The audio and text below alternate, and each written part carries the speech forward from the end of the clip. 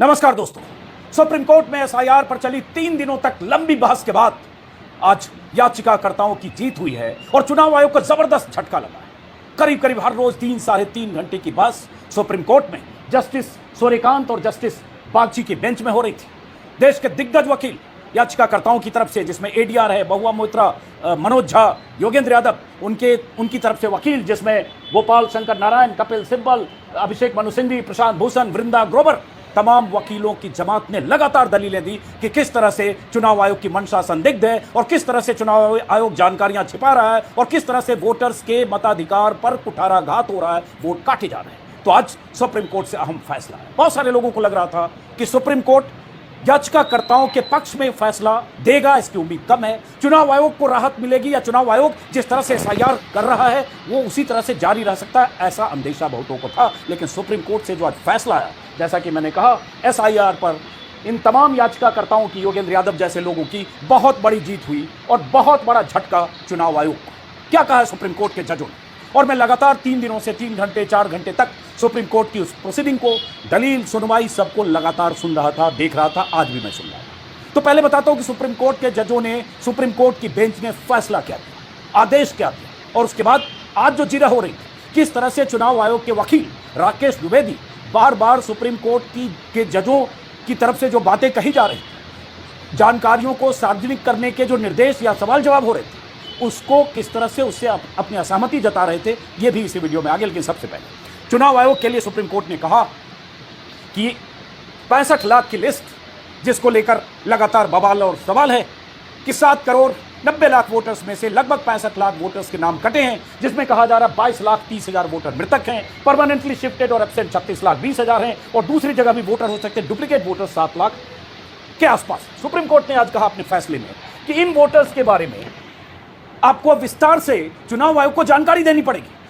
देनी पड़ेगी कि किस वोटर का नाम किस वजह से कटा। चुनाव आयोग यह जानकारी देने को तैयार नहीं था। चुनाव आयोग ने सिर्फ यह जानकारी दे दी कि 65 लाख लोगों के नाम कटे, उनके नाम वेबसाइट पर है। लेकिन क्यों कटे, किस कैटेगरी में कटे, मृतकों की कैटेगरी में कौन है, परमानेंटली शिफ्टेड की कैटेगरी में कौन है, डुप्लीकेट वोटर कार्ड वाले कौन है, ये चुनाव आयोग ये जानकारी नहीं देना चाह रहा था। कल प्रशांत भूषण ने दलील दी थी कि इंटरिम ऑर्डर दिया जाए माय लॉर्ड कि 65 लाख लोगों के बारे में जानकारी दे चुनाव आयोग, और उन वोटर्स को हक है जानने का जिनके नाम कटे। तो आज जो ऑर्डर लिखाया जस्टिस सूर्यकांत और जस्टिस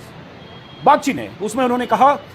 कि 65 लाख वोटर्स जिनके नाम जनवरी 2025 की लिस्ट में था, रिवीजन की लिस्ट में, जो लोकसभा जनवरी 2025 में हुई थी, लिस्ट बनी थी, और उनमें से जो ड्राफ्ट लिस्ट में 65 लाख वोटर नहीं हैं, उनके नाम जिला निर्वाचन पदाधिकारी की वेबसाइट पर होनी चाहिए, जिलावार होनी चाहिए, बूथवार भी ये सूचना होनी चाहिए, एपिक नंबर के साथ सर्च करके पता चलना चाहिए कि मृतकों की लिस्ट में किसका नाम है। जैसे ये जानकारी आ रही है लगातार, योगेंद्र यादव ने 2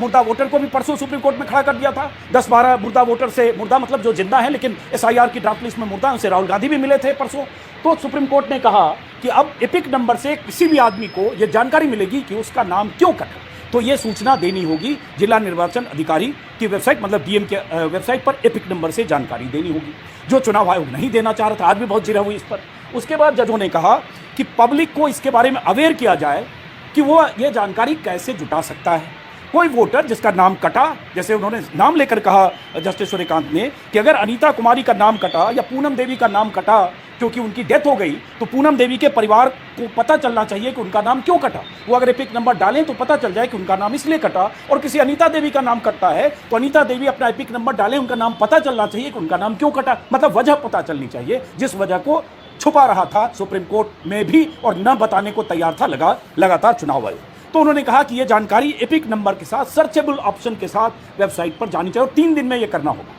पहले तो उन्होंने कहा कि 48 घंटे में हो सकता है, जस्टिस सूर्यकांत ने पूछा, लेकिन चूंकि इसमें वक्त लगेगा, जो वहाँ गोपाल शंकर नारायण जो एडवोकेट थे राकेश द्विवेदी चुनाव आयोग की तरफ से कहने लगे कि ये सब ऑलरेडी पहले से है, ये बीएलओ को पता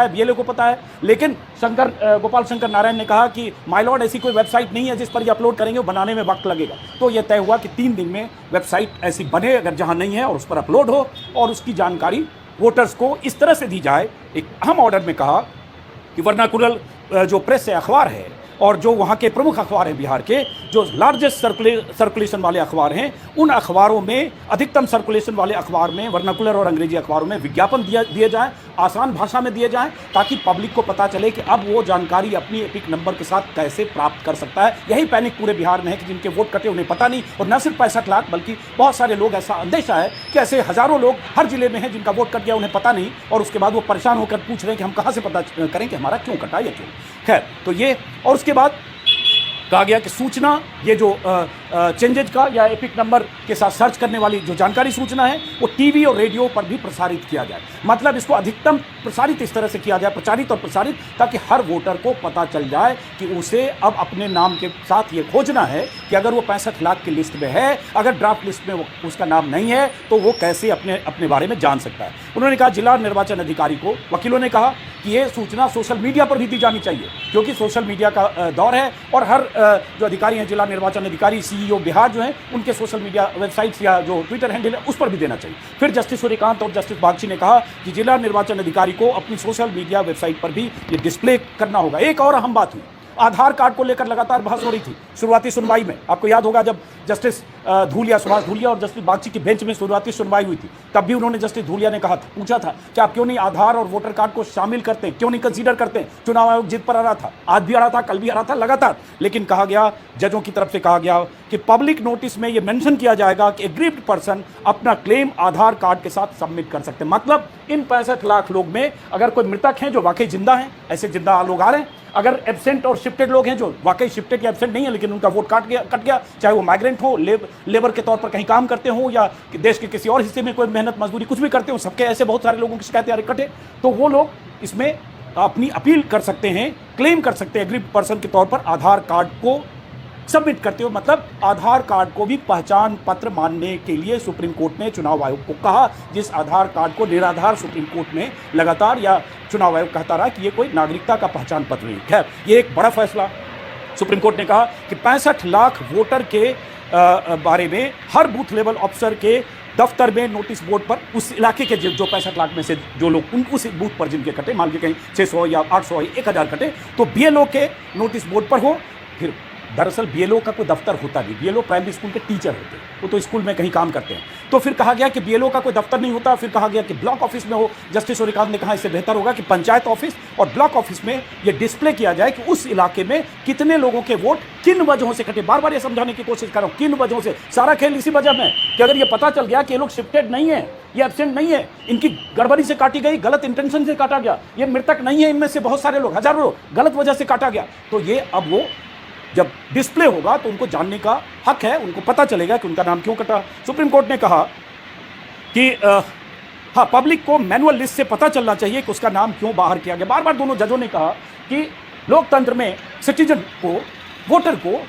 जानने का हक है कि उसके किसी वोटर लिस्ट से क्यों बाहर किया गया, और उससे, उस हक से, उस अधिकार से उसको वंचित नहीं किया जा सकता। ये लगातार जस्टिस बागची खासतौर से और सूर्यकांत कहते रहे, और द्विवेदी, जो राकेश द्विवेदी हैं चुनाव आयोग के एडवोकेट, वो लगातार जिरह करते रहे और ये कहते रहे कि ऑलरेडी ये सारी जानकारी है बीएलए के पास या बीएलओ के पास। लेकिन जस्टिस सूर्यकांत ने, जस्टिस बागची ने कहा कि वोटर को हम बीएलए, जो बूथ लेवल एजेंट होते हैं, जो पॉलिटिकल वर्कर होते हैं, उनके भरोसे क्यों छोड़ें। पॉलिटिकल वर्कर्स की अपनी पॉलिटिकल ओपिनियन होती है। अगर वोटर इंडिपेंडेंटली ही अपने बारे में जानना चाहता है, वो क्यों किसी बीएलए या बीएलओ पर डिपेंड रहे, वो खुद पता कर सके, ऐसी व्यवस्था करिए। बहुत देर तक खींचतान इसमें हुई, बहुत देर तक जिरा होती रही, टाल मटोल करते रहे राकेश द्विवेदी चुनाव आयोग की तरफ से। वो बताते रहे कि ये सब ऑलरेडी है, जो है नहीं। लेकिन उनकी चालाकी को, चुनाव आयोग की चालाकी क्यों, जस्टिस सूर्यकांत और जस्टिस बागची समझ चुके थे, क्योंकि बीते 3 दिनों के दौरान दिग्गज वकीलों ने जिस तरह से लगातार, और खासतौर से योगेंद्र यादव ने जिस तरह से परसों 25 मिनट तक जिरह की थी, और कल, मैंने कल के वीडियो में आपको बताया था कि प्रशांत भूषण का मास्टर स्ट्रोक था कल, जो उन्होंने 25 मिनट की दलील दी, और उसमें उन्होंने यही सारी मांग की, यही कहा कि इस तरह का इंट्रीम ऑर्डर हो जिसमें 65 लाख लोगों के बारे में विस्तार से जानकारी हो। तो जो कल प्रशांत भूषण ने कहा, जो योगेंद्र यादव ने कहा, जो ये वकील कहते रहे, आखिर जजेज उस पर, बेंच उस पर जजेज सहमत हुए और उसी तरह का ऑर्डर आया। फिर बात हुई, जो एडवोकेट गोपाल नारायण थे, उन्होंने कहा कि ऐसी, जब राकेश द्विवेदी जो चुनाव आयोग की तरफ से थे, उन्होंने कहा वेबसाइट, बूथ की वेबसाइट और जिले की वेबसाइट पर ये अपलोड कर देंगे। तो उन्होंने कहा कि ऐसी कोई वेबसाइट जिले में होती नहीं है। तो जस्टिस ने कहा कि नहीं है तो वो बनाएंगे, और है तो अच्छी बात है, उस पर अपलोड करेंगे। फिर बात हुई कि ये स्टेट लेवल पर भी होनी चाहिए। प्रशांत भूषण ने भी कहा, बृंदा ग्रोवर ने भी कहा, और गोपाल नारायणन ने भी कहा, गोपाल शंकर नारायणन ने। तब जजों ने कहा कि सीईओ जो स्टेट के मुख्य निर्वाचन अधिकारी होते हैं उनके उस पर भी डिस्प्ले होना चाहिए, उनकी वेबसाइट पर भी ये सूचना पूरे स्टेट के बारे में जानकारी होनी चाहिए। और खास बात, बीएलओ और जिला निर्वाचन अधिकारी जो डीएम होते हैं स्टेटस रिपोर्ट तैयार करेंगे, और अगली सुनवाई की तारीख 22 अगस्त को 2 बजे तय हो गई है कि 22 तारीख को अगली सुनवाई होगी। तो एक तरह से देखें कि चुनाव आयोग की सारी दलीलें